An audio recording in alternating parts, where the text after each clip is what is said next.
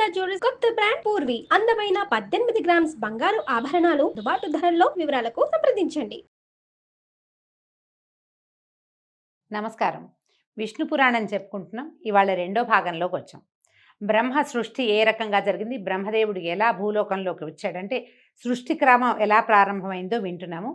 ఆదివరాహ స్వరూపంతో విష్ణుమూర్తి భూమిని జలాలలోంచి ఉద్ధరించాడని చెప్తున్నారు.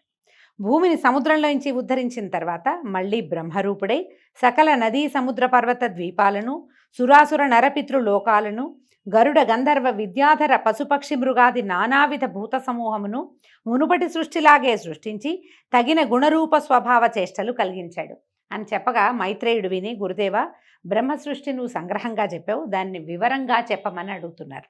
అయితే ఇప్పుడు పరాశరులు చెప్తున్నారు, బ్రహ్మ ప్రజాపతి అయి 4 ముఖాలవాడు రాజసగుణ ప్రభావుడు అయి సృష్టిని ధ్యానిస్తూ ఉండగా తమోమయము, తమో మోహము, మహామోహము, తమిష్టము, అంధతమిష్టము అని 5 జగాలకు ముఖ్యభూతములుగా ఆవిర్భవించాయి. 5 రకాల ప్రపంచాలు పుట్టేయట. అవి సక్రమమైన సృష్టికి సాధనాలు కాలేదు. అంతటా ఆత్మజ్ఞాన అజ్ఞానాలలో తామసమైన తిర్యజ్ఞానం, తిర్యక్రోశమైనటువంటి పశువులు, మృగాలు పుట్టేయట. మొదట మనం పుట్టలేదు. అజ్ఞానంతో కూడి ఉండి కేవలము ఏమంటారు, మన ఆహార నిద్ర భయం ఐదునాదులు కలిగి ఉన్న మాత్రమే, అవే అజ్ఞానంతో ఉండేవి.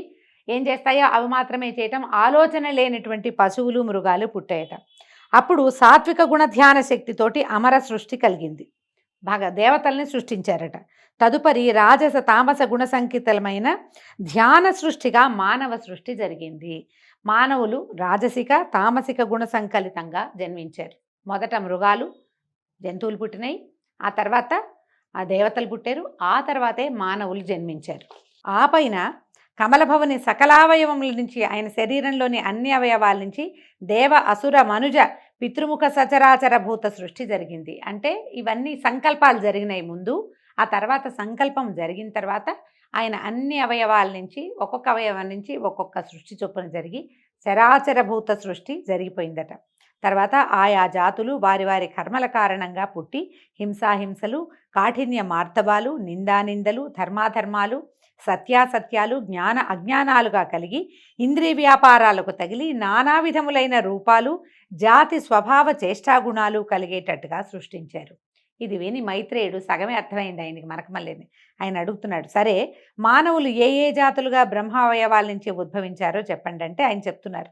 బ్రహ్మ సాత్విక గుణరూపంగా ముఖం నుంచి బ్రాహ్మణులు, రాజస గుణరూపంగా భుజాల నుంచి క్షత్రియులు, రాజస తామస గుణరూపాన ఊరువల నుంచి వైశ్యులు, తామస గుణరూపాన పాదాల నుంచి శూద్రులు పుట్టారు. వీరిలో బ్రాహ్మణులకు వేదాధ్యయనము, క్షత్రియులకు భూపాలన, వైశ్యులకు వ్యాపారము లేదా కృషి, శూద్రులకు బ్రాహ్మణ భక్తి, కృషి, అన్ని రకాల విద్యలు వీళ్ళకి విహిత కర్మలుగా నిర్ణయించారు. కర్మలు, అన్ని రకాల కర్మలు, బలంతో చేయగలిగే పనులన్నీ మీకు 4వ జాతికి ఇచ్చారట. ఈ 4 కులాల వారు కూడా బ్రహ్మ అవయవాల నుంచి పుట్టినవారే కనుక యజ్ఞాలు చేయటానికి అర్హులే. అంటే ఆ కాలంలో అన్ని రకాల జాతుల వాళ్ళు యజ్ఞం చేసుకునే వాళ్ళట. యజ్ఞాల వల్ల దేవతలకు సంతుష్టి కలుగుతాయి. ఆ దేవతల ఆనందమే ప్రజాభివృద్ధికి మూలం. కాబట్టి యజ్ఞాలు కళ్యాణకారకాలుగా గ్రహించాలి. అందుకనే మనకి కృతయుగం అంతా యజ్ఞాలే ఉండేవంటి, పూజలు కాదు, యజ్ఞమే ప్రతి వాళ్ళు కూడా చేసేవాళ్ళు. పాపకర్మల ఆలోచన లేక, దుర్జనుల పనులు విమర్శించక, ధర్మ మార్గం తప్పక, నింద వచ్చేటువంటి ఏ పనులు చేయక, ఇతరుల పొగడ్తలకు పొంగక ప్రవర్తించే నరులు సురలతో సమానులు. వీళ్ళు దేవతలతో సమానం. సరిగ్గా ఉండాలి ప్రవర్తన, నియమావళి అన్నమాట ఇది. ఇలా ప్రవర్తిస్తే మనం దేవతలతో సమానమైపోతామని. తాము చేసిన దానముల ఫలంగా మోక్షాన్ని మానవులు పొందుతారు. శ్రద్ధగా ఆచారాన్ని పాటిస్తూ ఎవరిని బాధించక, తాము ఎలాంటి బాధలు పొందక, నిర్మల మనస్కులై విష్ణుభక్తి పరాయణులుగా జీవించేవారు బ్రహ్మ ప్రత్యేకించి సృష్టించిన వారిని గ్రహించండి. తామస గుణంతో లోభమోహాలకి లొంగి, పుణ్యక్రియల ఆలోచన లేక, రోగాలకు చిక్కి, పాపపుణ్యాలతో నలుగుతూ పామరులుగా ఉండేవారుగా బ్రహ్మ కొందరిని సృష్టిస్తాడట. కొందరు పుణ్యాత్ములు, కొందరు పాపకర్మలు, కొందరు పాలకులు, కొందరు సేవకులు, కొందరు మాననీయులు, కొందరు సంపన్నులు, ఇంకొందరు దరిద్రులు బ్రహ్మ సృష్టిలోనే ఉంటారు. భగవంతుడే బ్రహ్మే అట్లా రకరకాలుగా సృష్టిస్తాడు. వీళ్ళు తమ తమ కర్మల్ని అనుసరించి ఇప్పుడు ధనవంతుడు ధనహీనుడుగాను, ధనహీనుడు ధనవంతుడుగాను మారే అవకాశం ఉంది. ఆయనే పుట్టిస్తాడు పేదవాడిని. పేదవాడు గొప్పవాడు అవడా అవుతాడు, అయిన వాళ్ళని చాలామందిని చూస్తాం కదా. అట్లాగే పుణ్యాత్ములు పాపకర్మలు అవుతారు, పాపాత్ములు పుణ్యకర్మలు అయ్యే అవకాశం ఉంది. కార్తీక పురాణం దీన్ని ప్రతిపాదిస్తుంది. అడుగడుగునా మనం అట్లాగే చాలా కుకర్మలు చేసిన వాడు మళ్ళీ ఒక పూజ చేసి ఒక పౌర్ణమి నాడు దీపారాధన చేసి మళ్ళీ మోక్షాన్ని పొందాడని చూపిస్తారు. పరస్పరం ధనకాంక్షతో పోరాడే వారికి తగిన చతురంగ బలాలు, పురాలు, వాహనాలు బ్రహ్మ సృష్టి విశేషంగా తెలుసుకో. ఎప్పుడూ యుద్ధాలు చేసే వాళ్ళకి బోళ్ళంత జనం ఉంటారు, వాళ్ళ దగ్గర జనం చేరుతూ ఉంటారనమాట. మానవుల జీవనానికి ధాన్యము, పప్పు దినుసులు, గో మహిషాలు, నివాసాలు, ఫలవృక్షాలు, తిలలు, పెసలు మొదలైన పదార్థాలు కూడా బ్రహ్మదేవుడు సృష్టించినవే. ఇలా సృష్టించిన పెంపులేని సృష్టి ఉండటం చూసి బ్రహ్మ ఏం చేశాడట, ఆయన మొదట సృష్టించిన గుంపే ఉన్నారు, మళ్ళీ ఏమి జరగటల్లా, ఎలా ఉన్నది అలాగే ఉంటుంది. ఈయనది పెరగటం లేదని తనతో సమానులైన ప్రజాపతులను సృష్టించి లోకమును ప్రజా సమృద్ధితో చేయాలని సంకల్పించి నవబ్రహ్మలను మానసిక సృష్టిగా రూపొందించాడు. ఈ నవబ్రహ్మలు ఎవరు? భృగువు, పులస్త్యుడు, పులహువు, క్రతువు, అంగిరసుడు, మరీచి, దక్షుడు, అత్రి, వశిష్ఠుడు. వీళ్ళని నవబ్రహ్మలుగా చెప్తారు. తర్వాత వీళ్ళకి భార్యల్ని కూడా సృష్టించాడు. వీళ్ళకి వరుసగా చూడండి, ఖ్యాతి, భూతి, సంభూతి, క్షమ, ప్రీతి, సన్నపి, ఊర్జ, అనసూయ, అరుంధతి అనే కన్యకల్ని కూడా సృష్టించి ఈ నవబ్రహ్మలకి సక్రమంగా లైన్ ప్రకారం అన్నమాట. భృగువుకి ఖ్యాతి, పులస్త్యుడికి భూతి, అట్లా లైన్ ప్రకారము వీళ్ళకి కన్యలను సృష్టించి వివాహాలు చేశాడు. అలాగే సనకాది యోగులను మానస సృష్టిగా జన్మించాడు. సనక, సనందన, సనత్కుమార, సనత్ సుజాతులు బాలుర రూపంలో ఉండేటువంటి మునులుగా వీళ్ళని నలుగురిని సృష్టించి వీళ్ళని సృష్టి చేయమంటే వాళ్ళు ఒప్పుకోలేదట. సంసార విముఖులై బ్రహ్మ విద్యాపారంగతులై తపశ్చర్యకి జీవితాలు అంకితం చేసి ఆ మహాత్ములైపోయారు వాళ్ళు. తర్వాత పద్మాసుని కనుబొమ్మల నడుము నుంచి కామిని సహితుడై మధ్యాహ్న భాస్కరుడిలాగా ఫాలాక్షుడైన రుద్రుడు ఉద్భవించాడు. ఆ అర్ధనారీశ్వరుడి వెంట మరో 10 మంది పుట్టారు. వాళ్లే ఆ 10 మంది మొదట పుట్టిన రుద్రుడు కలిసి ఏకాదశ రుద్రుడు. తర్వాత బ్రహ్మ ఏం చేశాడట, ఒక పుత్రుణ్ణి, కుమారుణ్ణి సృష్టించుకున్నాడు. అతని పేరు స్వయంభువ మనువు. అయితే శక్తియుక్తులకు అతను తండ్రి లాంటివాడే, బ్రహ్మదేవుడు లాంటివాడే ఈ మనువు. ఇతను శతరూప అనే కాంతని పరిగ్రహించాడు. ఆ వధూవరులకు ప్రియవ్రతుడు, ఉత్తానపాదుడు అని 2 కొడుకులు కలిగారు. ప్రసూతి, ఆకూతి అనేటువంటి 2 కూతుళ్ళు కూడా కలిగారు. దక్షుడు ప్రసూతిని, రుచికుడు ఆకూతిని చేపట్టారు. వాళ్ళకి యజ్ఞుడనే కుమారుడు కలిగాడు. అతడు దక్షిణయందు యాములు అనేటువంటి కొడుకులు 12 మంది పుట్టారు. యాములు అనే పేరు కలిగినటువంటి 12 మంది కుమారులు పుట్టి వాళ్ళు దేవగణాలు అయ్యారట. దక్షుడికి ప్రసూతి యందు 24 మంది కూతుళ్ళు జన్మించారు. అయితే ఈ 24 మందిలో వీళ్ళలో 13 మంది పేర్లు చెప్తున్నారని చూడండి. మనం పేర్లు పెట్టుకోవచ్చు ఇవి చక్కగా. శ్రద్ధ, లక్ష్మి, ధృతి, తుష్టి, పుష్టి, మేధ, క్రియ, బుద్ధి, లజ్జ, వపువు, శాంతి, సిద్ధి, కీర్తి అనే 13 మందిని ధర్మువు అనేటువంటి దైవగణాల్లో ఒకడైన వాడికి ఇచ్చి వివాహం చేశారు. ఖ్యాతి, సతి, సంభూతి, స్మృతి, ప్రీతి, క్షమ, సన్నపి, అనసూయ, ఊర్జ, స్వాహ, స్వధ అనే 11 మందిని వరుసగా భృగువు, భవుడు, మరీచి, అంగిరసుడు, పులస్త్యుడు, పులహుడు, క్రతువు, అత్రి, వశిష్ఠుడు, అగ్ని, పితృదేవుడు వరించారు. తదుపరి కల్పారంభ సమయంలో బ్రహ్మ అంక నుంచి ఒకరిని పుట్టించాడట. ఆయన ఒళ్ళోంచి తొడమలోంచి ఒడిలోంచి ఒకడిని పుట్టిస్తే అతని పేరు నీలలోహితుడట. ఆ పుట్టిన వెంటనే ఆ శిశువు నాకు ఏడ్చేట, నాకు పేరేమిటి అని అంటే రోధించటం వల్ల అతనికి రుద్రుడు అని పేరు పెట్టారట. ఆ బాలుడు అలాగే 7 సార్లు ఏడిస్తే 7 సార్ల నుంచి భవుడు, శర్వుడు, మహేశ్వరుడు, పశుపతి, భీముడు, ఉగ్రుడు, మహాదేవుడు అని పేర్లు పెట్టి రుద్రాదిగా ఆ 8 పేర్ల వాణిని చేసి 8 మందిగా విభాగించారట. ఈ 8 మంది ఎవరు? బ్రహ్మదేవుడిలోంచి జన్మించిన రుద్రులు సూర్యుడు, జలము, పృథ్వీ, వాయువు, అగ్ని, ఆకాశము, దీక్షితుడు, చంద్రుడు అనే శరీరాలుగా ఉండేటట్టుగా చేసి వరుసగా వాళ్ళకి మళ్ళీ భార్యల్ని సృష్టించాడు. ఇదంతా బ్రహ్మ సృష్టేనండి.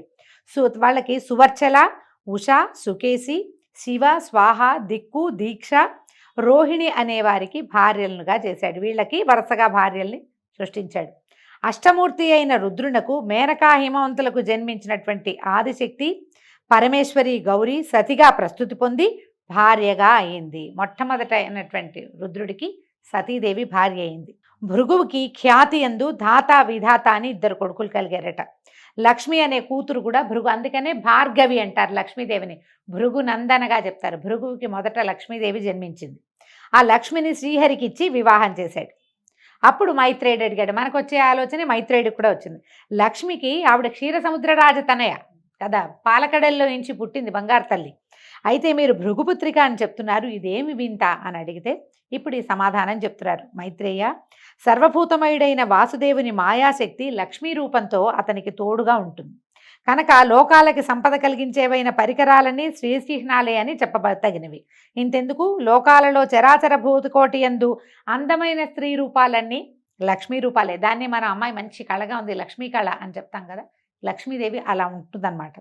పురుషాకారాలని, అందమైన పురుషాకారాలన్నీ హరిమయములనే గ్రహించు. పాలకడలిలో పుట్టిన రమాదేవి వాసుదేవుని దేవి అయి లోకంలో ప్రసిద్ధి పొందటం వేదవాక్కు. ఆ వృత్తాంతం మరీచి బ్రహ్మముఖత నేను విన్నది చెప్తానంటున్నాడు. ఇంకో వృత్తాంతంలోకి వెళ్ళింది. ఇందులో కొన్ని అసంబద్ధంగా అక్కడ అలా ఉంది ఇక్కడ ఇలా ఉంది అని అనిపిస్తుందండి. ఇవేంటంటే ఒక్కొక్క కల్పంలో జరిగినవి, కథలు కథలుగా చెప్పుకున్నవి, ఆసక్తికరంగా ఉన్న కథలని ఒక చోటకి చేర్చబడతాయి. ఇవి ఒక కల్పంలో ఈ కథ, ఇంకో కల్పంలో ఇంకో కథ, కొంచెం డిఫరెన్స్ తోటి కనిపిస్తుంది. అందుచేత కొంచెం ఎక్కడో ఒక కనెక్టివిటీ పోయిందని మనం భావిస్తాం, కానీ కనెక్షన్ ఉంది, అంత ఎక్కువగా లేదు అంతే.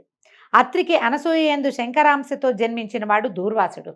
కోపానికి పురుష రూపం. కోపించాడంటే బ్రహ్మరుద్రాదుల్ని కూడా గడగడలాడించగలిగినటువంటి అపరరుద్రుడు. తాపసులలో మిన్నగా పేరుగన్నవాడు. ఒకప్పుడు భూమినంతను పరిభ్రమించి ఇంద్రలోకానికి వెళ్ళాడు. అప్పుడు ఒక విద్యాధర కాంత నందనవనంలో ఉన్న పారిజాతాల నుంచి పువ్వులు కోసి దండ అల్లి పట్టుకుని వస్తూ ఈ దూర్వాసును చూసి ఆయనకి సమర్పించిందట. దూర్వాసుడు తన దండని తన జటలకు వేళ్లాడగట్టి విలాసంగా ఏనుగులాగా నడుస్తూ వస్తూ ఎదురుగా ఐరావతారూఢుడైన ఇంద్రుణ్ణి చూసి కొంచెం పక్కకి ఒత్తిగిలి నుంచున్నాడట. ఏనుగు వస్తుందని పక్కకి వెళ్ళాడు. అయితే ఇంద్రుడి దగ్గరగా వచ్చేసరికి దూర్వాసుడు తన జడల్లో ఉన్న పూదండను చూసి ఇంద్రుడికి అందించి దీవించాడు. ఇంద్రుడు ఆ దండను అంకుశంతో అందుకుని అలక్ష్యంగా ఐరావతం యొక్క కుంభస్థలం మీద ఉంచాడు. ఆ పూదండ పరిమళానికి గండు తుమ్మెదలు రొద చేస్తూ దాని మీద వాలగా ఐరావతం బెదిరి ఆ పుష్పమాలికను తొండంతో కింద పడేసి కాళ్లతో తొక్కి రేకులు ఊడగొట్టి నలిపి విసిరేసింది. అటు ఇటు ఉన్నవారు ఇంద్రుడు కూడా ఏనుగు చేసిన పనికి చప్పట్లు చరుస్తూ పకపకా నవ్వారు.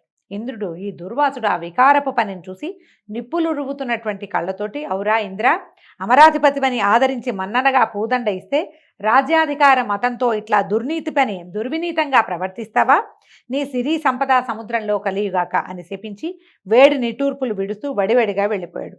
వెంటనే ఇంద్రుడు పరిగెత్తుకుంటూ దిగేశాడు. ఏనుగు దిగి పరిగెత్తాడు.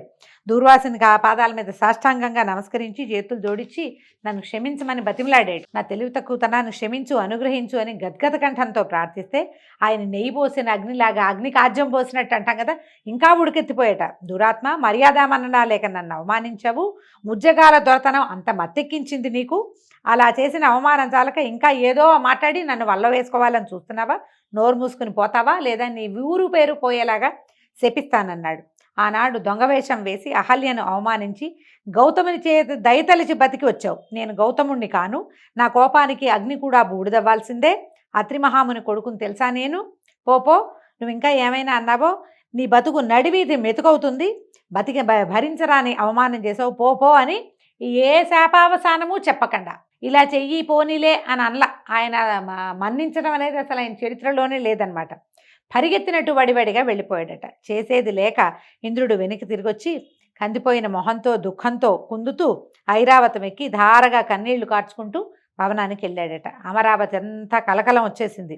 ఏమిటా అని వాకిట్లో నుంచి బయటకు వచ్చి నుంచుంటే అప్సరసలు, కల్పవృక్షము, కామధేనువు, ఐరావతము, ధనరాశులు ఒకదాని వెంబడి ఒకటి పెనుగాలికి దొర్లిపోయినట్టుగా ఎక్కడికో దొర్లి వెళ్ళిపోయినాయి. ఇంద్రజాలంలాగా అమరావతి మొత్తం సర్వం సహా శూన్యమైపోయిందట. దూర్వాసుడు పెట్టిన శాపం ముల్లోకాల ప్రభువుకి తగిన ముజ్జగాలకి ఆవరించేసింది. మొత్తం ఈయనకొక్కడికే కాదు, మొత్తం అంతా పోయింది. ధరలో దాన ధర్మాలు తెరచాటయ్యాయి. అనావృష్టి, సస్యనాశనం, ధనధాన్యాల తరుగుదల, యజ్ఞాలు అసలు పేరుకి అవన్నీ పోయినాయి. యజ్ఞాలు అసలు లేనే లేవు. దేవతలకి ఉపవాసమేనట. ఎందుకంటే ఏదైనా యజ్ఞం జరిగితేనే దేవతలకి భోజనం. ఇలాంటి దౌర్భాగ్యం పట్టింది.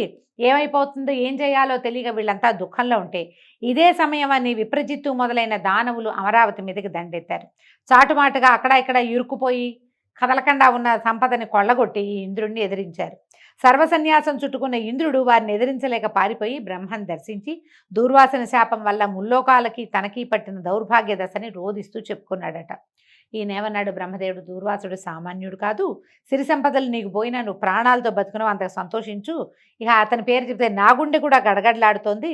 అయితే నిన్ను ఈ సమస్యల నుంచి నిన్ను కాపాడగలిగిన వాడు ఎవరంటే ఒకే ఒక లక్ష్మీరమణుడు మాత్రమే, సర్వశక్తి సంపన్నుడు. ఆ స్వామిని ప్రార్థిద్దాం పదాని అగ్ని మొదలైనటువంటి దిక్పాలకుల్ని, బృహస్పతి మొదలైన మునులని దగ్గర పెట్టుకుని పాలకడలిలోకి వెళ్ళాడట.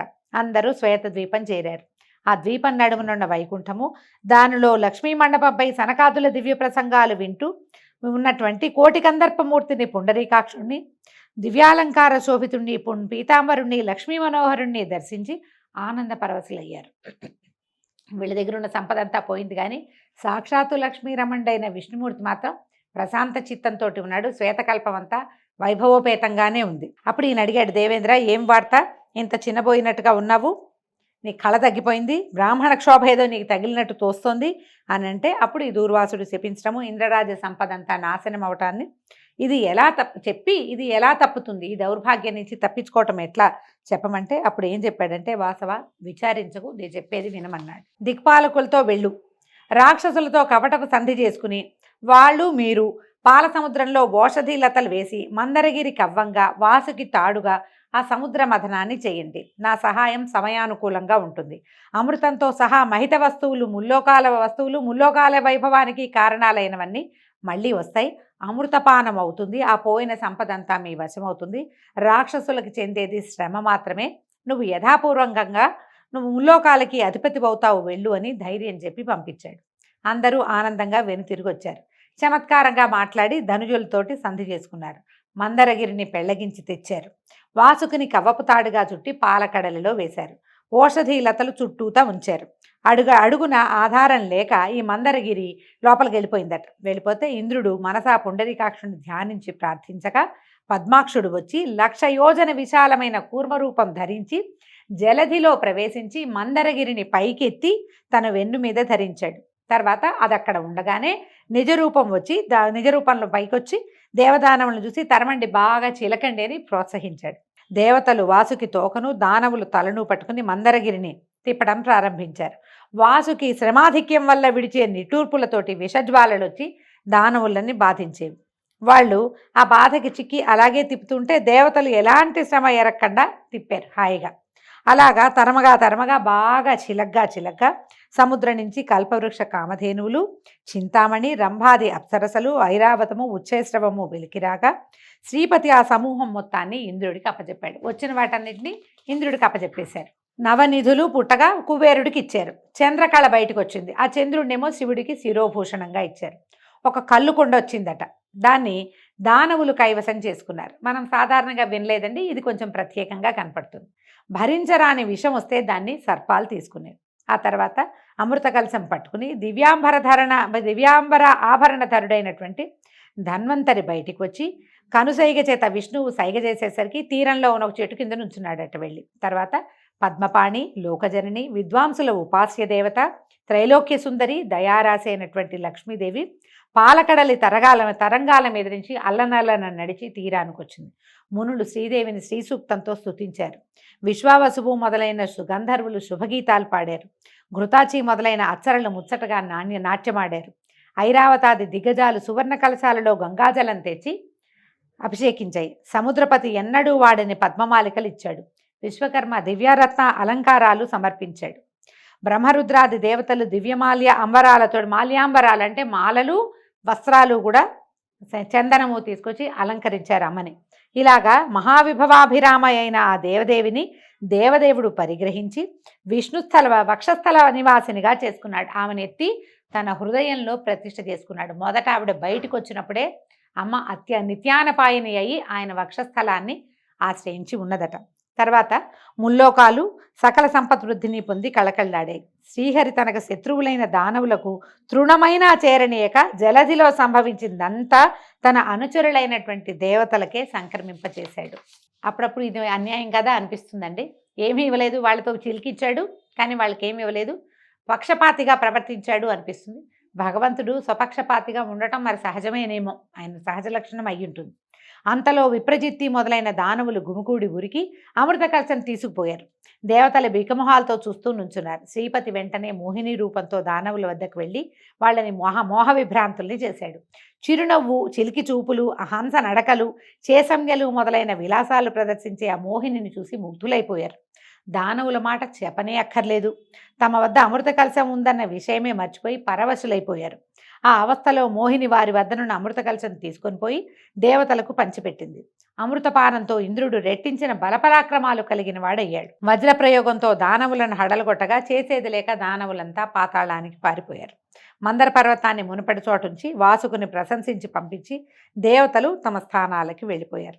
ఆ తర్వాత ఇంద్రుడు లక్ష్మీకాంతునికి నమస్కరించి ఆ స్వామి కరుణ చేత ముల్లోకాల పాలనాధికారాన్ని పొందాడు. సూర్యుడు ప్రసన్న దీప్తిమంతుడై ప్రకాశించాడు. గ్రహతారక గణాలు యథాపూర్వకంగా వెలసిల్లాయి. అగ్నిహోత్రాలు దక్షిణార్చులతోటి వెలిగాయి. భూతకోటి హృదయం ధర్మజ్ఞానంతో విలసిల్లింది. భూమండలము అనావృష్టి దోషము, తర్వాత రాచ దురుసుతనము పోయి సస్య సమృద్ధితోటి ప్రజాభివృద్ధితోటి రాణించింది. అంటే ఈ సముద్రం చిలకటం వల్ల కేవలం దేవతలకి దానవులకే కాదు సమస్త ప్రపంచానికి కూడా ఈ లక్ష్మీ సమృద్ధి కలిగిందని చెప్తున్నారు. సకల లోకాలు సంపత్కరాలయ్యాయి. ఈ విధంగా లక్ష్మీ విలాసం వల్ల లోకాలన్నీ నిండుకుండలయ్యాయి. ఇంద్రుడు శ్రీకాంతుని అనుమతితో అమరసమేతుడే అమరావతికి వెళ్ళి సమధిక కలతో ధర్మ మార్గాన్ని ప్రవర్తిస్తూ ఉన్నాడు. నిత్యము తనని ఉపాసిస్తున్న ఇంద్రునకు మహాలక్ష్మి ప్రత్యక్షం కాగా సాష్టాంగ నమస్కారం చేసి చేతులు ముగిచి ఇంద్రుడు ప్రస్తుతించాడు అమ్మవారిని. అయితే ఏమిటి, ఇదే మనం ఇంద్రస్తుతము, మనం నమోస్తు మహామాయే శ్రీపీఠేశ్వర పూజితే అని ఒక స్తోత్రం చదువుకుంటాం. ఇంద్రకృత మహాలక్ష్మి అష్టకం అది ఈ సమయంలో పుట్టిందనమాట. అందుకని మహాలక్ష్మి అష్టకం చేసుకున్న వాళ్ళకి లక్ష్మీ కటాక్షం సుప్రసన్నంగా ఉంటుందని చెప్తారు. మనం లక్ష్మీ అష్టోత్తరం చదువుకుంటాం కదా, అలాగే ఈ అష్టకాన్ని కూడా చదువుకుని కృతార్థులు కండి అని చెప్తున్నారనమాట. అయితే నువ్వు చాలా గొప్పదానివమ్మ, మమ్మల్ని రక్షించు, కాపాడు అని చెప్తే ఇప్పుడు ఈయన ఏమన్నా అడిగాడో చూడండి. ఇతను ఇంద్రుడు ప్రార్థించిన ప్రార్థనకి అమ్మ లక్ష్మీదేవి ఎలాంటి ఇవి ఇచ్చిందో చూడండి. ఇంద్రుడు అడుగుతున్నాడు, నేను నేర్చిన విద్యలందు, శరచాప ఖడ్గాది సాధనములయందు, చతురంగ బలములయందు, గోమహిషాదులయందు, అవి గల ప్రదేశములందు, మణికనక వజ్రాలంకారాలయందు, పరిమళ ద్రవ్యములయందు, నా పుత్రమిత్ర కళత్ర బంధువులయందు, శక్తి గుణ ఇంద్రియములందు, రాష్ట్రాలలో, దుర్గాలలో, రాజధానులలో, క్రీడావిహార ప్రదేశాలలో, నా శరీరమునందు కూడా నీవు దయగా ఉండు నాతోటి అని నా కోరుకున్నాడట. నిన్ను ఇలాగా నృతించేవాని ఎందు కొడుకుని చూస్తున్నంత దయతో చూసి రేయింబవళ్ళు కాపాడమని ఆ స్తోత్రంలో కోరుకున్నాడు. ఈ ఇంద్రకృత మహాలక్ష్మి అష్టకం చేసుకున్న వాళ్ళు ఇంద్ర సంకల్పం ఎలాగైతే ఉందో అలాంటి సంకల్పంతో అమ్మవారి యొక్క అనుగ్రహానికి పాత్రలవుతారని చెప్తున్నారు. ఈ విధంగా ఇవాళ రెండో భాగం చెప్పుకున్నామండి. రేపు ఉదయం మళ్ళీ విష్ణు పురాణం 3వ భాగంతో కలుసుకుందాము. నమస్కారం.